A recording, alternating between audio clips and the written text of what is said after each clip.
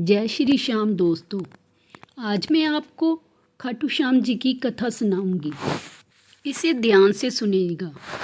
राजस्थान के सीकर जिले में स्थित खाटू श्याम जी का एक प्रसिद्ध मंदिर है। खाटू श्याम जी को भगवान श्री कृष्ण जी का अवतार माना जाता है, जिनकी देश में लाखों लोग पूजा करते हैं। खाटू श्याम मंदिर में हर समय भक्तों का तांता लगा रहता है। खास कर होली से कुछ दिन पहले सीकर जिले में खाटू श्याम जी का प्रसिद्ध मेला लगता है, जिसमें राजस्थान के सहित अन्य देशों से भी श्रद्धालु बाबा के दर्शन करने के लिए आते हैं। तो चलिए अब हम शुरू करते हैं खाटू श्याम जी की कथा। खाटू श्याम जी की कथा महाभारत काल से शुरू होती है, जिस वक्त उनका नाम बर्बरिक था। बर्बरिक भीम के पोते और घटोत्कच का पुत्र था। बर्बरिक बचपन से ही बहुत वीर योद्धा था, जिसने अपनी मां से युद्ध कला सीखी थी। भगवान शिव ने बर्बरिक से प्रसन्न होकर उसे 3 अचूक वाण दिए, जिसकी वजह से बर्बरिक को 3 वाणधारी कहा जाने लगा। उसके बाद अग्निदेव ने बर्बरिक को एक तीर दिया, जिससे वो तीनों लोगों पर विजय प्राप्त कर सकता था।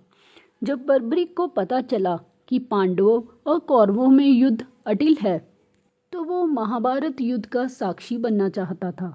उसने अपनी माँ को वचन दिया कि वो युद्ध में भाग लेने की इच्छा रखता है और वो हारने वाली सेना की तरफ से लड़ना चाहता है। इसके बाद बर्बरिक अपने नीले घोड़े पर सवार होकर अपने 3 वाण लेकर युद्ध के लिए रवाना हो गया। रास्ते में श्री कृष्ण ने ब्राह्मण का रूप धारण कर बर्बरिक को रोका, ताकि वो उसकी शक्ति की परीक्षा ले सके। उन्होंने बर्बरिक को उस्काया कि वो केवल 3 तीरों से युद्ध कैसे लड़ेगा।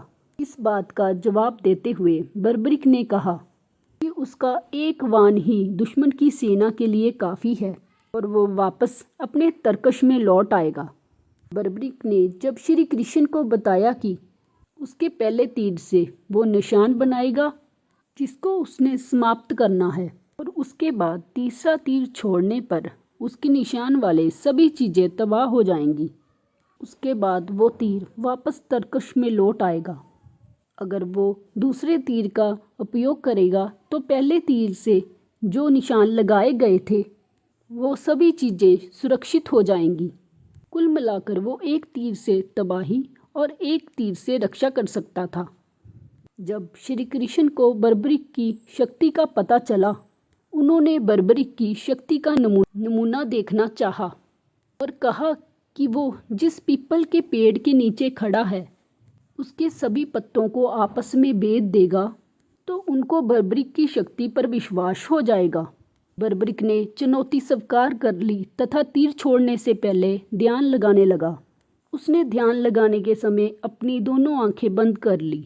तब श्री कृष्ण ने बर्बरिक को पता लगे बिना पीपल की एक पत्ती को तोड़कर अपने पाँव के नीचे छुपा लिया। बर्बरिक ने पहला तीर छोड़ा तो सभी पत्तियों पर निशान हो गए। अंत में सभी पत्ते श्री कृष्ण के पैरों के आसपास घूमने लगे। तब श्री कृष्ण ने पूछा कि तीर मेरे पैरों के चारों ओर क्यों घूम रहा है। इस पर बर्बरिक ने जवाब दिया कि शायद आपके पैर के नीचे एक पत्ती रह गई है।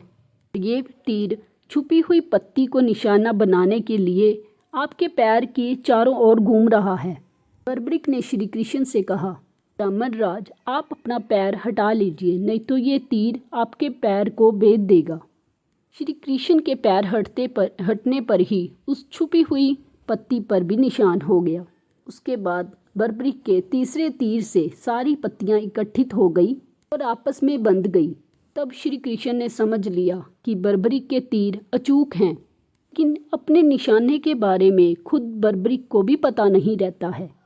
इस घटना से श्री कृष्ण जी ने ये निष्कर्ष निकाला कि असली रणभूमि में श्री कृष्ण पांडव भाइयों को अलग अलग कर देंगे, उन्हें कहीं छुपा भी देंगे ताकि वो बर्बरिक का शिकार होने से बच जाएं।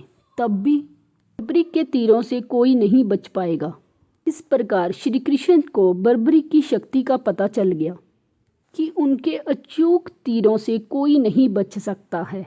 तब श्री कृष्ण जी ने युद्ध में उनकी तरफ से लड़ने का प्रस्ताव दिया। बर्बरिक ने अपनी गुप्त बात उन्हें बताई कि उन्होंने अपनी माता को वचन दिया है कि वो केवल हार रही सेना की तरफ से ही लड़ेगा, और वो को भी बर्बरिक के इस वचन के बारे में पता था। इसीलिए उन्होंने युद्ध में पहले ही दिन अपनी 11 अश्वदी सेना को नहीं उतारा था, ताकि कि कौरवों की सेना पहले दिन पांडवों से हार जाए तो बर्बरिक कौरवों का संयोग कर कर पांडवों का विनाश कर देगा। इस प्रकार जब वो कौरवों की तरफ से लड़ेगा, पांडवों की लड़ रही सेना कमजोर हो जाएगी। उसके बाद वो पांडवों की सेना में चला जाएगा। इस तरह वो दोनों सेनाओं में घूमता रहेगा। श्री कृष्ण जी को लगने लगा था कि अगर बर्बरिक युद्ध में शामिल हुआ तो इसे कोई भी सेना नहीं जीत पाएगी। अंत में कौरव और पांडव दोनों का ही विनाश हो जाएगा और केवल बर्बरिक ही श्रेष्ठ रह जाएगा। तब श्री कृष्ण जी ने विचार किया कि बर्बरिक को रोकने के लिए बर्बरिक से उसकी जान मांगनी होगी।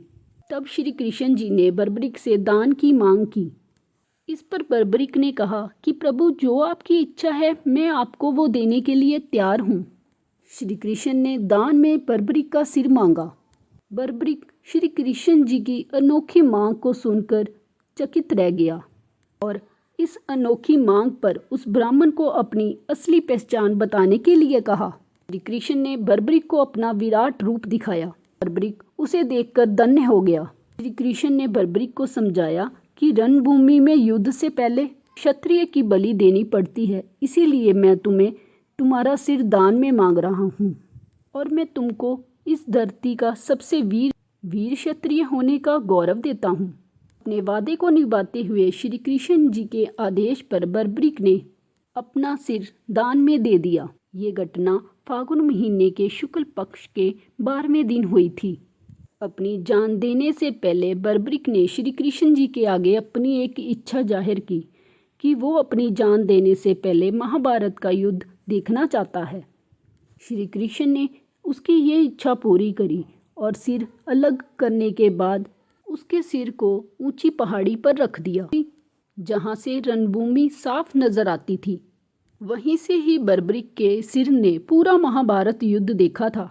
युद्ध खत्म होने पर जब जीते हुए पांडव भाइयों ने एक दूसरे से बहस की कि युद्ध की जीत का जिम्मेदार कौन है, श्री कृष्ण जी ने बर्बरिक के सिर को इसका निर्णय लेने के लिए कहा कि किसकी वजह से पांडव युद्ध जीते। तब बर्बरिक के सिर ने जवाब दिया कि श्री कृष्ण अकेले ही ऐसे हैं जिसकी वजह से महाभारत में पांडवों की जीत हुई, क्योंकि उनकी रणनीति की इस युद्ध में अहम भूमिका थी और इस धर्म युद्ध में धर्म की जीत हुई।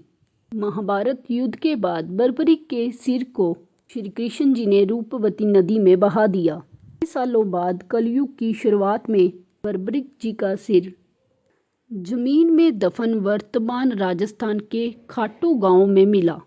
युग की शुरुआत में इस जगह को छुपाए हुए रखा गया। एक दिन उस जगह पर अचानक एक गाय गुजरती है। उस गाय का दूध उस जगह पर गिरने लगा। इस चमत्कारी घटना को देखते हुए स्थानीय गांव वालों ने उस जगह को खोदा और वो सिर बाहर निकाला। उस सिर को एक ब्राह्मण को सौंप दिया गया, जिसने कई दिनों तक उसकी पूजा की। खाटू ने राजा रूप सिंह चौहान को एक सपना दिया। उनको एक मंदिर बनवाना है जिसमें इस सर को स्थापित करना होगा। मंदिर का निर्माण शुरू किया गया। तब फागुन मास की शुक्ल पक्ष के 11वें दिन उनकी प्रतिमा को स्थापित कर दिया गया।